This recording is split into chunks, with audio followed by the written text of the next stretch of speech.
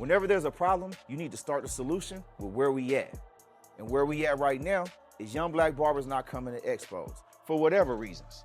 But let me tell you the reason you should be coming to expos, so you don't end up like the OGs out here that you don't have no respect for. This is Barbershop Talk.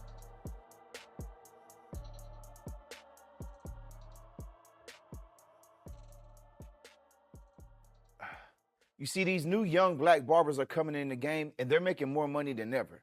A lot of them are six-figure barbers or very close to it, which means they're having a financial experience that a lot of their family didn't even get to have. They may be the first person coming up out of poverty in their family through this trade.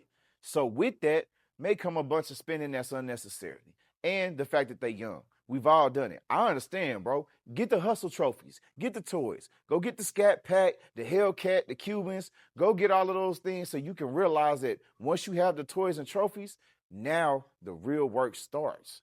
Now you need to know what to really do with your money. That's why you need to be at certain expos.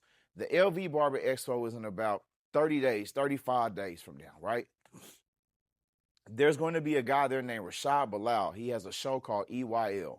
I don't know if younger black men are even hip to it, but if you're a millennial, you probably are. It came out during COVID.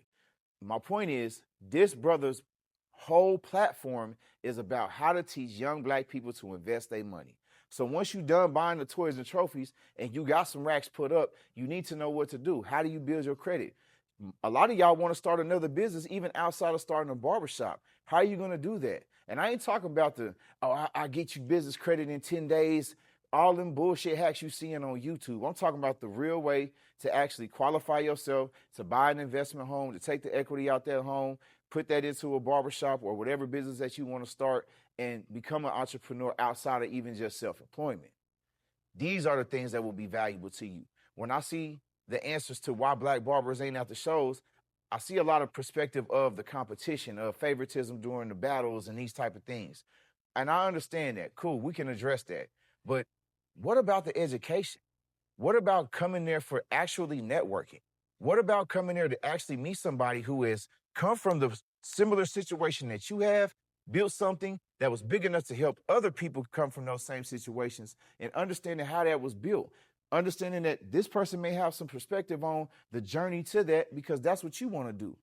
There's nothing more valuable than meeting one of those people face to face, exchanging numbers. Now, on the other side of that, a lot of you educators and influencers, y'all can't be with this. I don't want to hear no more stay consistent. Find another way to say that. I don't care. I understand that's part of the answer, but find another way to say it. Stay consistent has become such a cliche that it turns the people off when they're trying to hear it. And it's our job to be able to effectively communicate what we're trying to communicate to this demographic. I don't want to hear stay consistent. I want you to stop and give a very personalized answer to the question that's asked of you when we at that expo.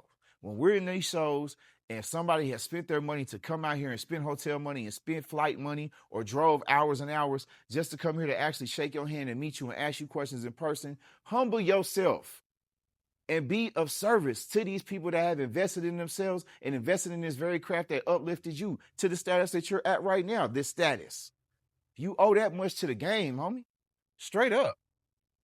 Now, on the other side of that is when y'all stopping us educators or influencers at shows, understand that we are here to share these things, but we got paid to be here from somewhere. And then that was a job. We have to be able to complete that task in order for us to be able to constantly come into the space in order to help give you the game that we can for free just by building the networking conversation. So there has to be a balance there, right? If you like, hey, man, let me ask you a question. And I say, I got to be on stage in 15 minutes. Walk with me. Man, you should walk with me. Don't be like, oh, I'll catch him later, man. He trying to act bougie. Man, I'm at work, but I'm still wanting to help. Let's just start with this. Young black barbers, start with one. Go to one expo and expect to get one thing. Whether that one thing is a tool that you've been looking for, a piece of advice that really helps you move your career forward, a skill set that you can pick up, one thing. If you spend that money and go with the expectation of one thing, instead of the viewpoint of what you don't like and not being a pessimist and understanding that the viewpoint of expectation and go with one thing, come home with that one thing and apply that one thing. you'll be able to understand the more value of going to even more than one show.